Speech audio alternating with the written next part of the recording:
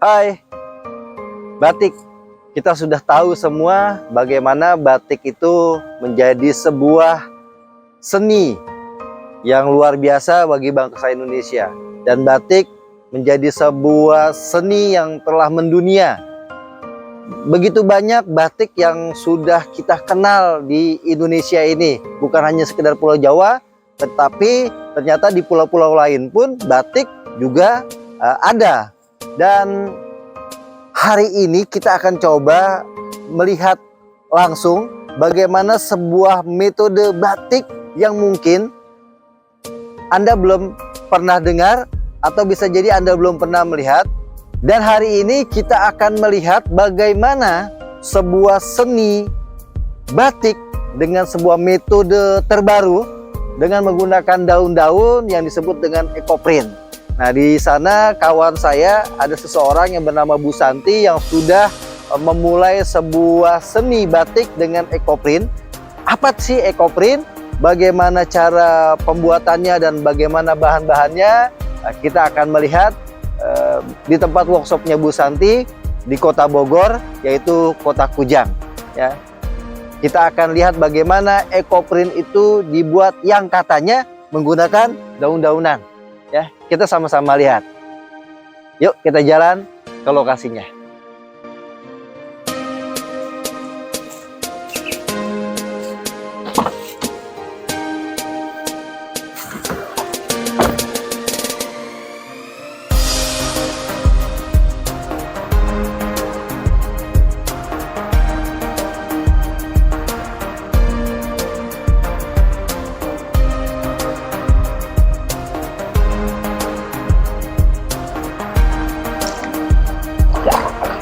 Assalamualaikum. Waalaikumsalam. Hai Pak Agung. Sehat Bu Santi? Alhamdulillah. Apa kabar? Ini maaf nih lagi proses ngeco ini kalau orang istilahnya membuat ekoprint itu kita biasa sebutnya ngeco. Ya, jadi ini namanya ngeco nih. Ngeco, ini saya lagi melakukan kegiatan ngeco. Baik, teman-teman sekalian, jadi saya sudah sampai di rumahnya Bu Santi. Beliau adalah salah satu seniman di dalam ekoprint, dan beliau bilang tadi namanya hari ini beliau sedang ngeco ya Bu ya? Ngeco, betul, ngeco. Nah, hari ini kita akan coba tanya apa sih ekoprint, bagaimana cara mengerjakannya, dan yang paling penting prospek bisnisnya seperti apa. Kita akan tanya Bu Santi ya. Baik Bu Santi, ya. Ini apa yang sedang Ibu kerjakan nih Bu?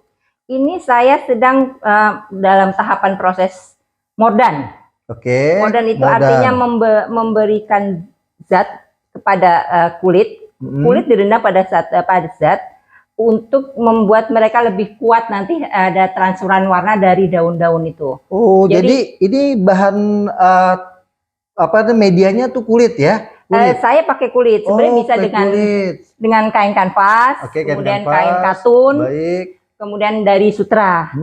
Ya, jadi intinya semua kain yang berbasis dari katun asli, katun 100% begitu. Ya, jadi kalau ini kan kita pakai dari kulit kambing, dan bisa juga dari kulit domba, atau juga kulit sapi. Gitu. Jadi ini kulit-kulit yang nabati ya, alam gitu. Alami. Jadi alami begitu ini. Ini saya modern, ini harus direndam kurang lebih 30 menit. Direndam 30 menit supaya apa supaya zat mordannya itu meresap ke dalam kulit-kulit itu, membuka serat-serat sehingga nanti ketika kita tempel daun-daunnya itu dia akan terserap gitu. Warna-warna dari daun itu akan terserap menempel ke kulit. Gitu. Baik. Oke, baik. Ini namanya prosesnya mordan. Baik, jadi Bu Santi jelasin dong ekoprint itu apa sih Bu? Gitu kan? Jadi ekoprint itu adalah teknik mencetak pada kain dengan mencetak daun-daun atau bunga-bunga yang memang dari alam. Makanya kita sebutnya ekoprint. Ekoprint itu mencetak, itu alam, gitu kan ya. Jadi kita mencetak bahan-bahan dari alam di atas kain, di atas media kain atau kulit itu. Ya, jadi prinsip sederhananya ekoprint itu bagaimana media itu dicetak dengan bahan-bahan dari alam. Dari alam. Dari daun. Dari daun, dari bunga, atau dari bunga bisa. Atau batangnya juga bisa dipakai. Batang sejauh itu lunak ya, karena kan nanti kita pakai proses menggulung. Takutnya ketika kita menggunakan batang yang keras, dia akan menyobek, membuat sobekan atau ini merusak media kainnya gitu. Jadi ekoprint itu kita bisa mencetak bunga, daun, kemudian batang sepanjang itu lunak. Betul. Pada sebuah media, dan akhirnya nanti berarti mentransfer warna dari daun-daun bunga-bunga itu. Kulit kayu pun bisa. Biasanya kita kalau kita para ekoprint itu lebih suka kulit-kulit kayu dari kayu putih.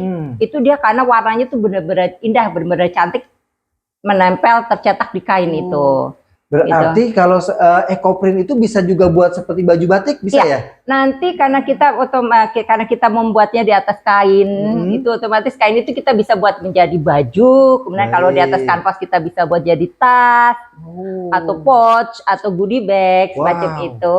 Wah, menarik ya kan? Jadi bagaimana teman-teman, ini semakin menarik pembicaraan kita dengan Bu Santi. Bagaimana nanti batik hari-hari yang kita pakai buat pergi ke kondangan, pakai bahannya dari ekoprint. Dari ekoprint. Luar biasa. Iya. Bu Santi, kita mau tahu nih, seperti apa sih yang sudah tercetak itu, seperti apa nih Bu Santi kira-kira? Iya, di sini ada. Oke. Ada ini bahan-bahan yang saya gunakan. Ini ada dari kulit. Ini kulit. Ini saya menggunakan kulit domba. Ada juga bisa dengan kulit kambing, atau juga kulit sapi. Dan kemudian ini adalah yang saya cetak di atas kain kanvas. Ini di atas kain kanvas. Betul. Oh, yang ini kulit ya? Ini dari kulit. Wow, teman-teman lihat. Ini dari kulit apa nih Bu? Ini kulit domba. Oh, kulit domba. Ya. Jadi kalau setiap Idul Adha, jangan dibuang, nanti diajarkan oleh Bu Santi bagaimana menjadi cetak seperti ini, gitu kan? Kalau yang ini? Ini dari kain kanvas. Dari kain kanvas. Cantik ya. Nah, ini daunnya daun yang ada di sekitar kita semua ya, Bu? Betul. Cuma memang tidak semua daun bisa. Kita biasanya akan memilih daun-daun yang taninnya tinggi. Nah, tanin itu apa tuh, Bu? Tanin itu satu zat yang terkandung dalam daun yang sangat kuat sebagai pewarna. Iya, menguatkan warna gitu. Jadi kalau tanin itu biasanya kita kan suka pakai baju putih itu ambil daun-daunan suka nempel di baju tuh. Itu tanin ya. Itu bisa getah, bisa tanin. Tapi ketika dia mencetak warna, misalnya kayak batang pelepah pisang begitu ya, kan kadang itu kita kan ada getahnya nempel, kemudian ada warna coklat yang tidak pernah bisa hilang, itu adalah taninnya. Ini warna-warna yang background ini dari tanin. Bukan, ini lebih kepada dari zat warna alam, namanya ZWA. ZWA. Jadi intinya sebenarnya kita memberikan warnanya itu supportnya dari ZWA, dari zat warna alam itu, kemudian lebih diperkuat lagi dengan tanin. Jadi kita ada tanin yang biasa kita gunakan untuk menguatkan warna, untuk kuat lebih menempel itu kita bisa pakai dari delima, dari manjakani, kemudian dari pace, dari green tea. Nah, itu biasa warna-warna yang kita suka gunakan untuk menguatkan warna. Jadi ZWA itu zat warna alami. Saya dari tadi mikirin ZWA itu apa gitu. Jadi prosesnya nanti ZWA dulu baru dikasih tanin. Kita proses. Jadi tanin itu kita kan pakai biasanya dari beningnya. Jadi setelah kita rebus tanin itu, kemudian kita endapkan, kemudian yang kita pakai adalah beningnya, kemudian dicampurkan kepada rebusan zat warna alam itu. Baik. Bu, berarti nih kalau saya mau tanya ya ke Bu Santi ya, berarti ini potensi bisnisnya bagus bener ya? Alhamdulillah sejauh ini sudah banyak sekali yang berkarya, dan kita juga sudah banyak teman-teman yang sudah bisa jualan pameran di Inacraft. Karena kan Inacraft itu sebenarnya mau nggak mau menjadi tujuan kita para para pelaku usaha begitu, untuk bisa eksis di Inacraft, karena dari situ kan potensi bisnisnya, penjualannya sangat tinggi gitu ya. Menarik ini. Jadi teman-teman sekalian, ini satu terobosan yang sangat luar biasa ya. Jadi Apalagi di era pandemi gini kan, ibu-ibu banyak diam di rumah ya, bikin ekoprint, dicetak, ya hasilnya dipakai bisa buat baju anak-anak, bisa buat apa? Tadi Ibu tas, ya, goodie bag. Ada juga kita bisa cetak itu di kaos t-shirt. Kaos t-shirt? Ya. Di t-shirt sudah jadi? Sudah jadi. Dicetak? Iya, betul. Kita bisa, jadi nanti kaos kita bisa bermotif ekoprint. Oke, baik Bu. Bisa kita praktekkan sedikit aja ya tentang cara bagaimana proses membuat ekoprint. Ini semakin jadi penasaran nih teman-teman, kesian bener nih. Ya, kita lihat bagaimana seorang seniman Bu Santi, seorang seniman ekoprint memperagakan sedikit teknik untuk membuat ekoprint. Kita lihat ya. Iya, baik. Baik, teman-teman, kita akan lihat sekarang bagaimana proses transfer daun-daunan ini, bunga-bungaan ini sampai kemudian menjadi hasilnya seperti ini ya. Nanti akan dijelaskan oleh Bu Santi ya. Baik, Bu Santi, jadi ini proses apa namanya ini Bu? Ini proses penataan daun. Oke. Jadi setelah dimodar kita gelar kulit, kemudian kita tarik-tarik kencang supaya kulit itu dalam posisi lurus, rata, kencang, tidak ada yang terlipat, sehingga nanti daun itu bisa benar-benar menempel.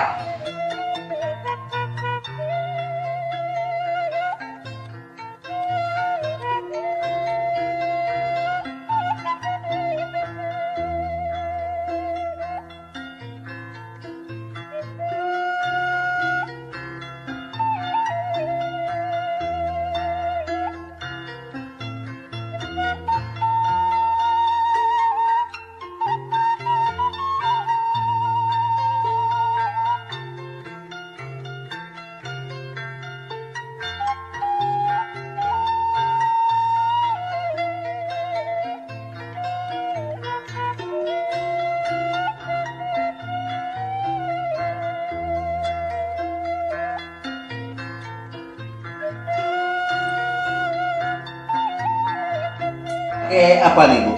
Ini kain yang sudah kita rendam dengan Tanin, warna alam dan tanin tadi. Oh, ada tanin tadi. Iya. Oke.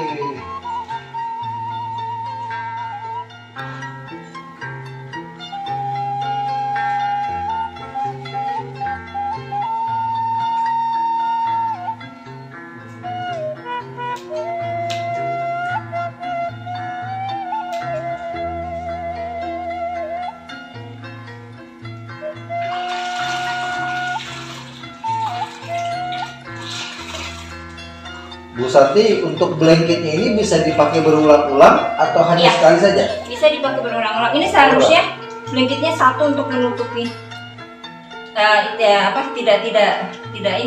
tidak separuh begini. Separuh ya. Karena kalau dengan separuh begini nanti pun otomatis warnanya kan ada gradasi ya. Iya. Oke. Ini blanketnya bisa kita gunakan berkali-kali, asal habis setelah pemakaian kita cuci bersih. Oke. Nah, nanti pada saat mau dipakai lagi blanketnya direndam dengan ZWA dan tanin lagi. Iya, kita mulai lagi proses awal. Nah, ini proses penekanan ini supaya udaranya keluar dan supaya daunnya menempel. Kita harus lakukan penekanan.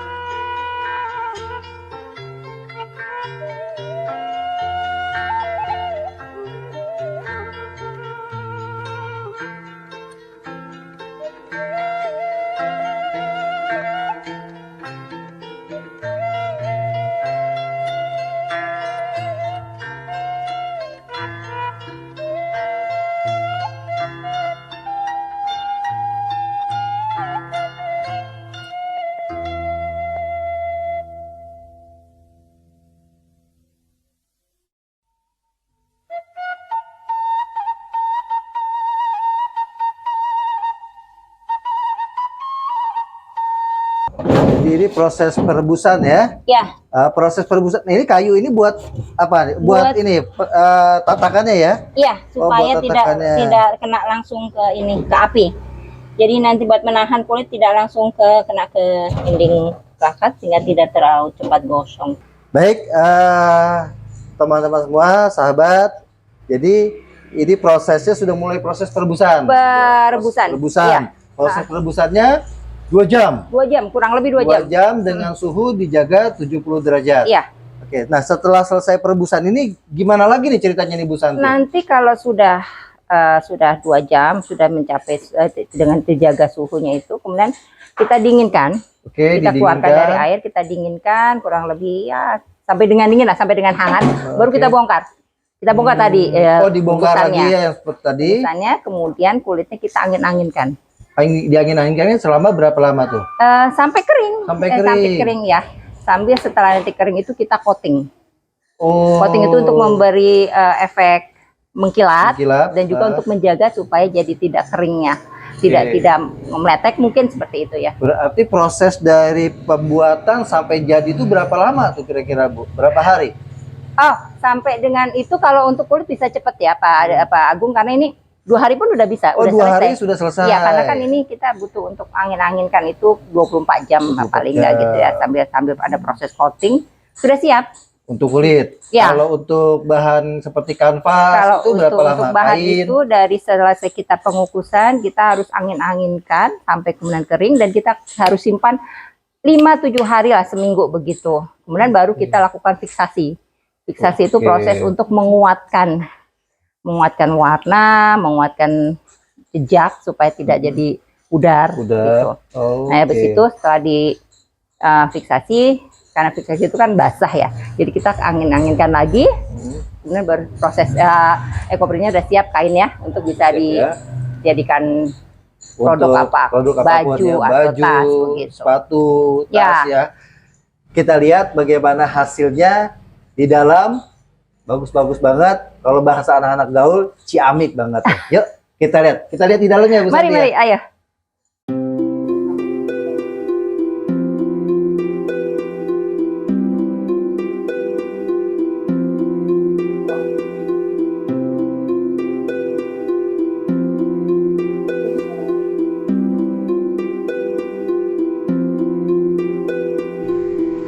Oke Bu Santi, jadi setelah kita tadi sudah dapat penjelasan dari Bu Santi tentang proses-prosesnya, dan ini hasil jadinya ya Bu ya. Ini hasil jadinya. Nah, ini hasil jadinya, lihat nih ya teman-teman semua. Ini cantik sekali. Nah, ini jadi apa aja nih Bu? Kalau yang kulit jadi dompet. Iya. Seperti ini. Betul. Oke. Jadi dompet. Terus apa lagi? Jadi saya bisa buatkan kecil-kecil ini. Ini untuk apa ini? Ini gantungan kunci sekarang untuk kantong STNK-nya. Oh, gantungan kunci STNK ya. Jadi buat teman-teman yang mau punya gantungan kunci STNK, ini termasuk ya. Nah, ini gitu. cantik Model, nih ya. model satunya lagi. Oh, ini karena belum ada ini masih proses, masih proses. Oke. Oh, ini juga buat gantungan hand sanitizer. Ya. Jadi gantungan hand sanitizer tapi motifnya ekoprint. Oke. Terus Bu, ya. Kan kalau saya baca ekoprint itu macam-macam.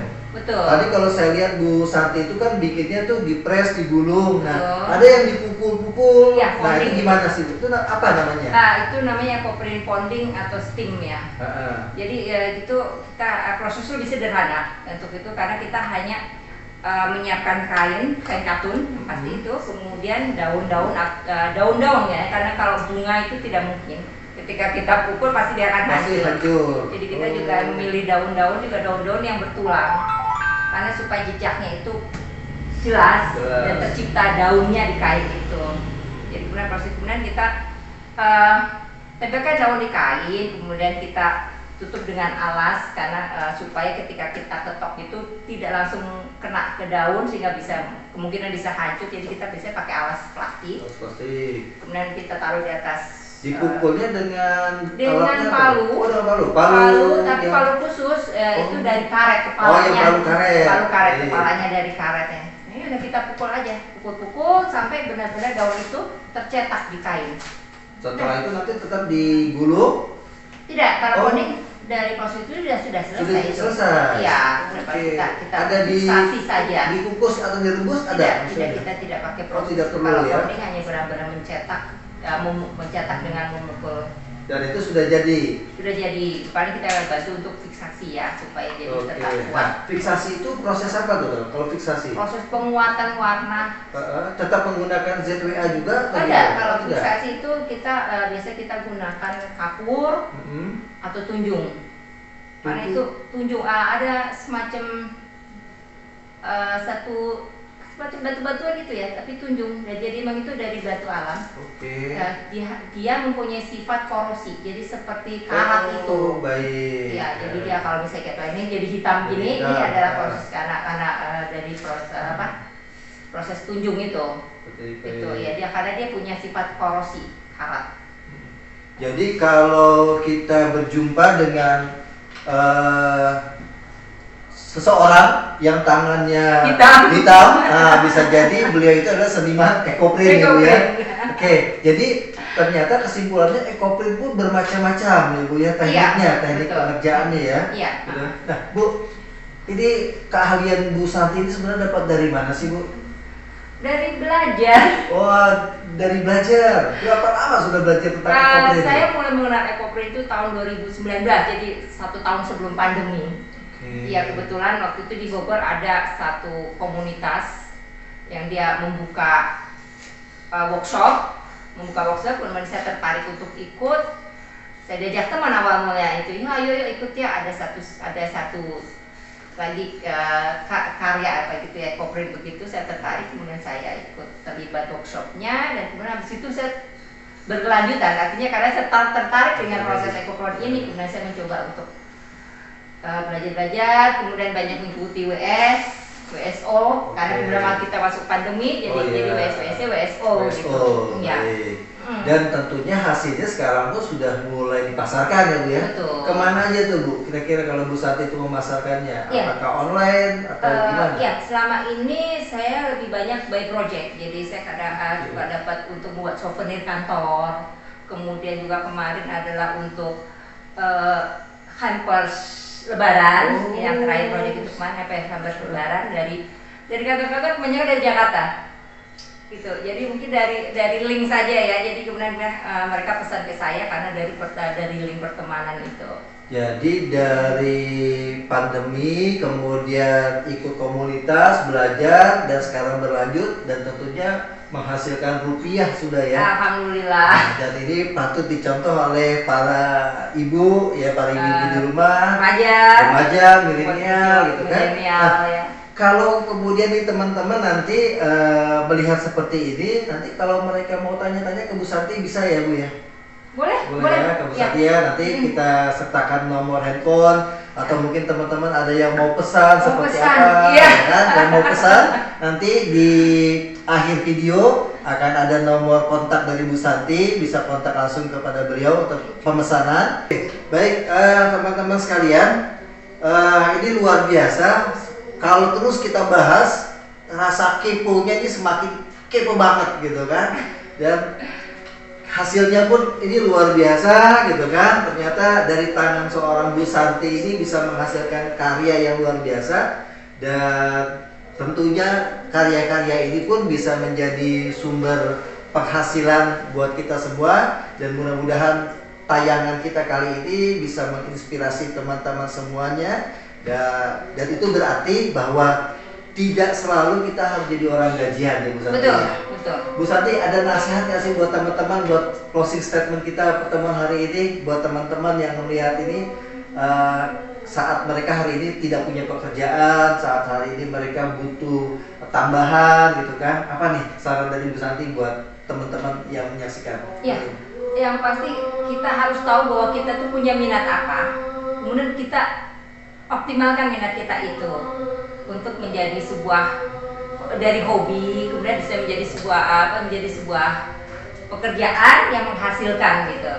Jadi intinya ketika kita punya minat, waktu-waktu kita gunakanlah untuk mengeksplor minat kita, mengembangkan minat kita, sebuah karya gitu. Dan karyanya itu karya bisa menghasilkan sesuatu yang berguna bagi keluarga. Keluarga. Baik teman-teman sekalian, Bu Santi, terima kasih Pak, banyak. terima kasih Gitu kan juga. hari ini kita sudah datang. diberikan edukasi yang sangat luar biasa. Iya, betul. Dan buat teman-teman sekalian, jangan lupa like dan subscribe gitu kan. Dan nanti di akhir kita akan berikan nomor handphone Bu Santi, silakan berkonsultasi dengan beliau. Dan beliau juga sebagai ketua bidang UMKM pada sebuah partai ya Bu ya, partai yang sedang katanya partainya ini sedang bergelora di Kota Bogor. Betul. Nah, nanti teman-teman yang kebetulan di Kota Bogor dan ingin juga ikut bergelora bisa hubungin Bu Santi. Betul. Mari kita sama-sama menggelorakan Indonesia. Luar biasa. Semangat Indonesia tentunya ya. Semangat Indonesia. Oke, baik, sampai jumpa lagi. Assalamualaikum warahmatullahi wabarakatuh. Waalaikumsalam warahmatullahi wabarakatuh. Terima kasih Pak Agung. Nanti. Iya.